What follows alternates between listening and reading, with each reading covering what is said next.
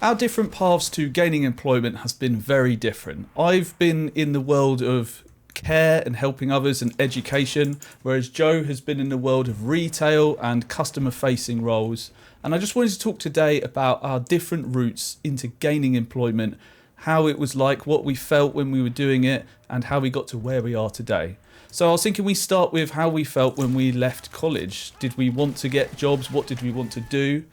And those sort of things. So I guess I'll kick things off to start the discussion.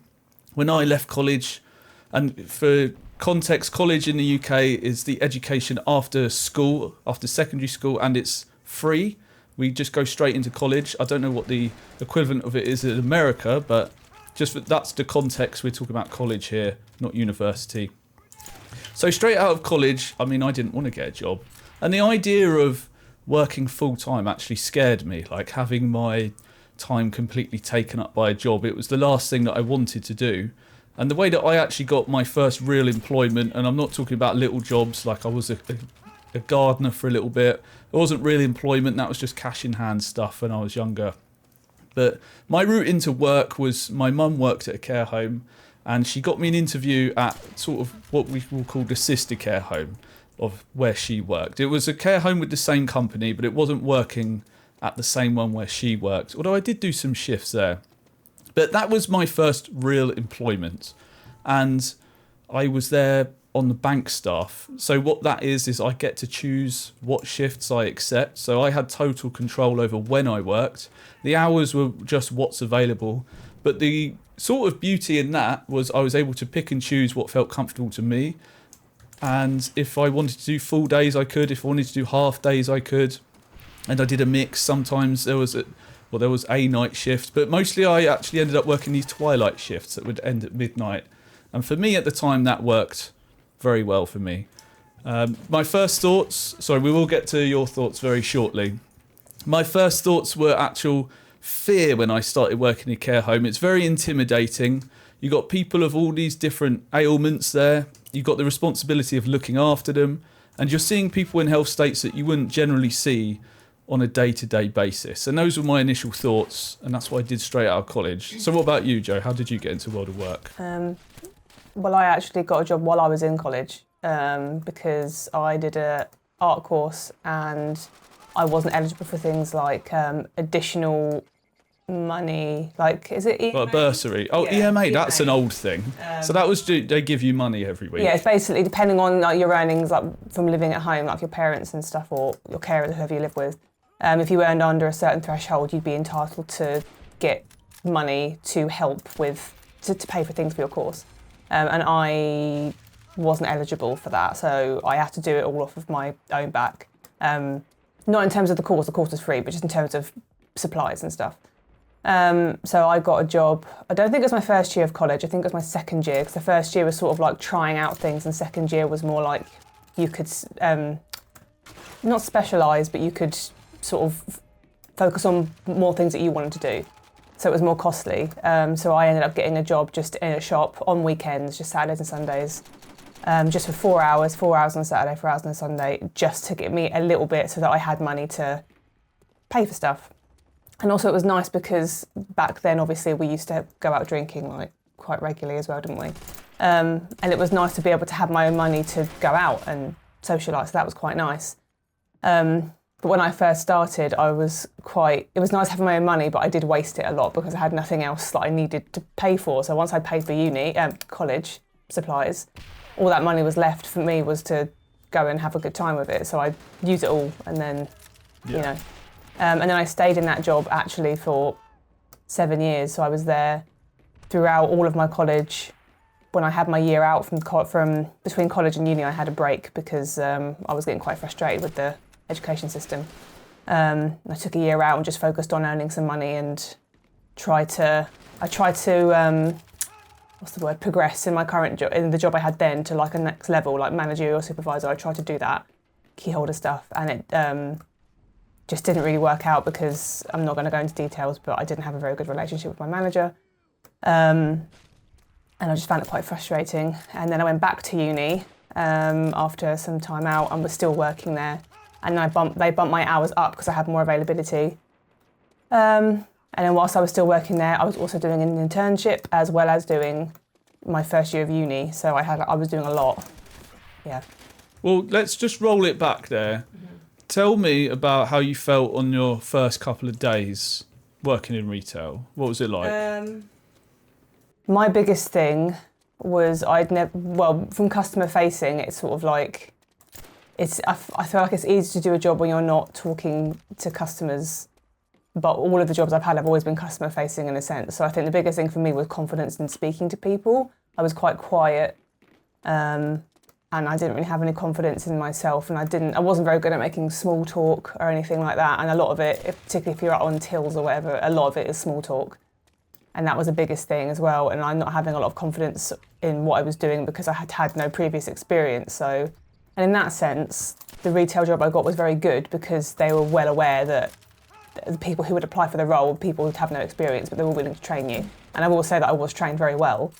And I think after like a couple of weeks, it was completely fine. And it got to the point where I did so well that I ended up till training people. So after a couple of months, if we had new people, that'd be my job to do.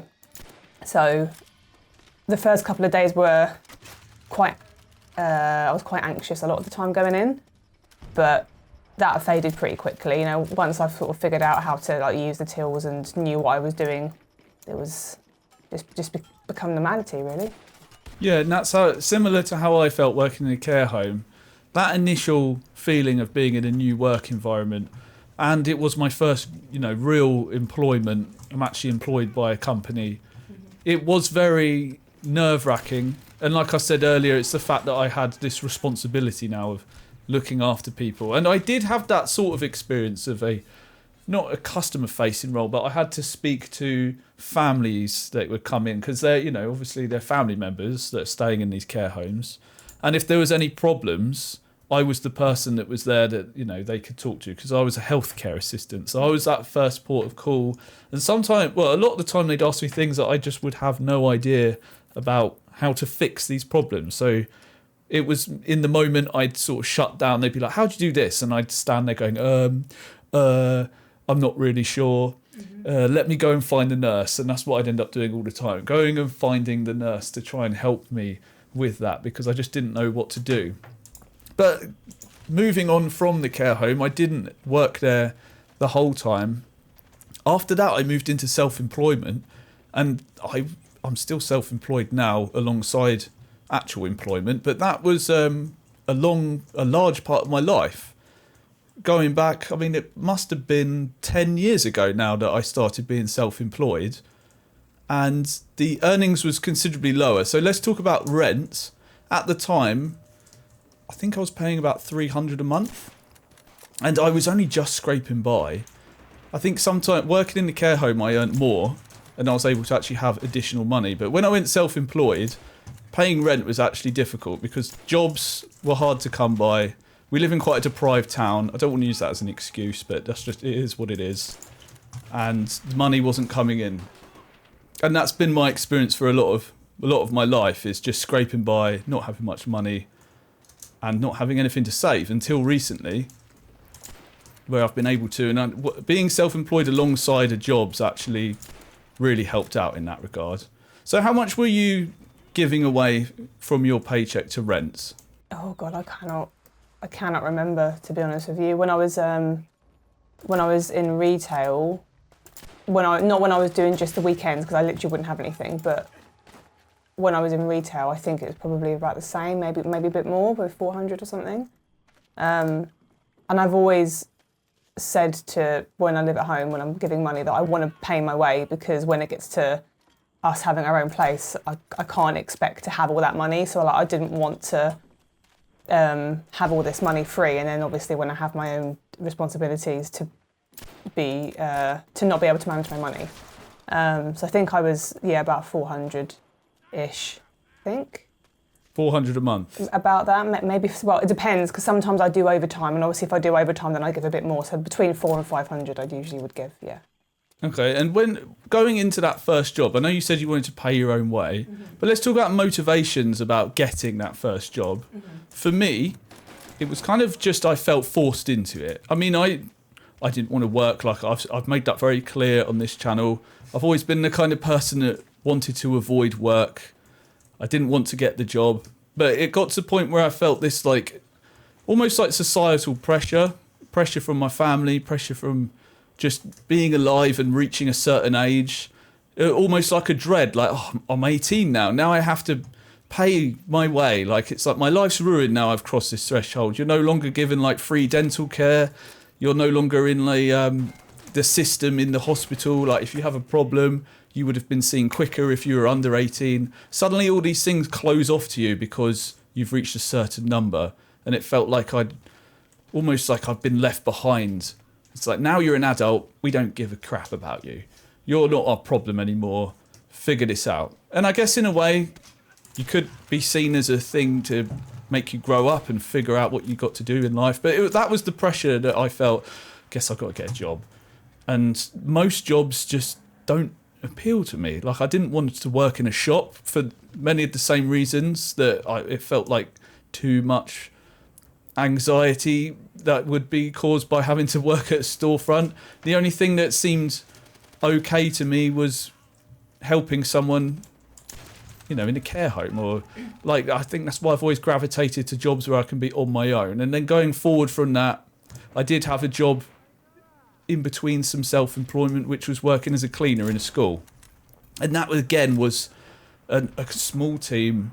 I enjoyed the team I worked with, and it was after hours until later when I got given a different role, which was during school hours. But it was after hours, I'd be there on my own, just other staff members, and I could speak to, they were mostly older members of the team. And for some reason, I think this was part of why I liked working in the care home in a way. I find it easier to talk to older people a lot of the time. I feel like calmer and less pressure to be a certain way. When I'm speaking to older people, there's no sort of like, I don't know, it doesn't feel like there's like prejudice in a way. Like, from people my age, it felt like there was this energy to be a certain way or whatever. I didn't feel that working with older people. And that's just something I noticed.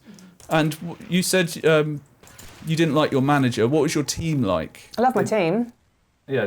Team was, I'm not saying I didn't like the manager in the beginning. It was because I've been working there for so many years, and for context, after sort of like 4 or 5 years, when I had that break in between college and uni, when I had more time, and I said I want to do more, I want to learn like more managerial because it'd be really good for my CV. I should say that I've always been quite work motivated because of my family have been, very good with, work ethic. So I've always had that. I want to work and I want to provide for myself. So I'm quite happy to learn stuff.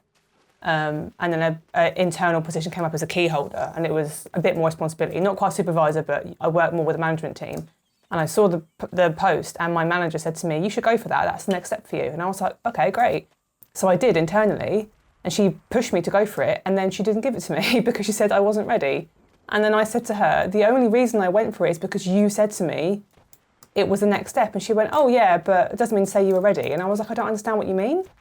Only 3 of us went for it, and there were 2 positions, and I didn't get it. And then now I know that there was reasons why I didn't get it that were, I'm not going to go into details, but I should have got it, and I didn't get it. And the rest of the team members all kicked up a fuss as to why I didn't get it. And at that point, I was like, I'm done with this. I'm not giving any more effort if I'm not going to be respected or not. What's the point of having an appraisal to say, I want to do this and do that, and I never got the opportunity. So at that point, in my brain, I had switched off, and I didn't want to be there anymore. So I then I was still working there. I did end up having to still work there for another 1.5 years because I just couldn't find jobs, even though I was applying for jobs and having interviews like every week. And then I found a job where I am now, just a 1-day thing as a gallery assistant, which is more in line with my with what I learned at college and uni and blah, blah, blah. And I really enjoyed that. And it was only 1 day a week, but it was nice to be in a different environment. It was nice to be able to use my art knowledge to actually work on my job and be like, this is my job to tell people about art and about the space. And at that point, because I'd learned, the only good thing about retail was that it taught me how to speak to customers and to make that small talk. And I could talk for England now. If you could put me in front of a random customer, I can quite happily talk for England now. And that was really helpful. And I started doing that just once a week. I think it was the Thursday was my day off, and that was my shift. I'd always have the Thursday morning shift for the gallery. And the way it works at where I am now is the exhibitions are on for 3 to 4 month period, and then we have a gallery turnaround, which is about a month, where there isn't any work because the galleries aren't open, and then you go back. So I was there for like 3-4 months every Thursday, and then there was a gap, and I was quite upset because I was like, oh, it means I'm going to have to take up more shifts at my other job, which I really didn't want to do. And I was getting my stuff ready, and I was talking to my colleague about it, and I was just like, oh, I really don't want to go back to my other job. So I wish it was just something. And I overheard the management team, and they were, at that time, they'd lost a member of the staff. They'd moved on, they hadn't replaced them. And I just sort of chimed in, and I was like, I know I'm not managerial, but I'm just saying, if you need like someone to run around and do little jobs that would help you, I am willing to do literally anything. Like, just give me something and I will do it. And then they were like, oh, we'll bear that in mind. And a week later, I got an email from the lady who I work with now on my team. And she was like, do you want to come in and just have a chat? And I was like, yes, absolutely. Went in, and then the week after that, I was doing casual front of house, and I was doing things like building checks and just, you know, like if there was a setting up for an event, they'd be like, right, can you get some tables and set up for the event? I didn't know what I was doing, but they taught me, they didn't care, they just taught me, and they were like, it's fine, you know, you'll learn on the job, it's absolutely fine. And from that, I then did it more and more regularly. It was a casual, it was a bit like your bank staff, it was just sort of as and when. And then we went away on holiday to America for like 3 weeks. And then I got a text from my boss now to say, do you want to meet up, just have a chat about stuff? And I was like, yeah, okay. I'm not in the UK at the moment, I can do when I'm back. And she said, that's fine. And I got back, and they were really impressed with everything I've been doing, my willingness to just do whatever. And within a year, I went from being a gallery assistant to then being offered a full-time managerial wage because I'd shown that I had the skills to do it. And I said to them, like, are you sure? Like, you know, I'm still relatively new. And she was like, you wanted the opportunity and we think you're perfect for it. And I'm just thinking, how come my other job, where I was there for 7 years, told me I wasn't ready, but a new place within a year has seen that I'm the right person for the job, I've got the skill set, I'm very adaptable, and they gave me a chance, and I've been there for 5-6 years now, doing this managerial job. Yeah, it just shows you the work environment is everything. And that's a lot like going from, now that I'm a manager, and then looking back at the way I was treated, I would never treat my staff the way I was treated. Just like, my other manager was not a people person, and I felt you have to be. Like, you can still be friendly with your staff. You don't have to have this like hierarchical like divide. Like, obviously I'm a managerial person and I've got people below me, but I still treat them as people. Like, I think that's what she lacked. She lacked empathy, and you can't have that as a manager. I think that's why I felt so comfortable where I am now, and why I've stayed for so long, because I'm respected, and that's all it takes, really. So there's 2 things I want to mention. I remember when I was like working in a smaller team, or maybe working on my own, there was one thing I was quite envious of, was like the team that you had. And it felt like I was missing out in a way, like I wanted that. And it just felt like I was missing that from my life in a way. And then the other thing I wanted to mention was, I know I said earlier on that I felt more comfortable talking to older people, but now I still feel that to some extent, but that's one thing I really value in the work that I do now, is I have time where I'm speaking to younger people, and in a way I feel that that's one thing I really value in it. Is a lot of those people, they're having problems, they're feeling lost, they're worrying about work. One student the other day was literally saying he doesn't want to work all this time just to pay rent and then have all his money gone, going through the same things that I feel like I've experienced too. And I just feel like it's a good opportunity just to share the things that I've messed up, the things I've done wrong. And, you know, there is a lot of positive energy from younger people. And I don't know, it energises me. And that's something I really appreciate where I work now in an educational setting. There's working with older people and younger people, there's something that's really valuable to it. And I think a lot of that is where I've spent a lot of my life working, either isolating myself or working on my own. I'm now seeing the value of that team and, you know, work, having people around you. And yeah, it just, you know, we're social creatures, and it's, if you try and ignore that, it doesn't lead to positive things, I must say. We need people to talk to, we need people to be around us. And those are my thoughts on that, really. But that's really our roots into work and how we got employed, how we are where we are today. And if you want to know how we deal with the stress of work, that's something we talked about recently, and the stress of life and things that could go on, health problems. We talked about that in this video here. So give that a click, and thanks for listening.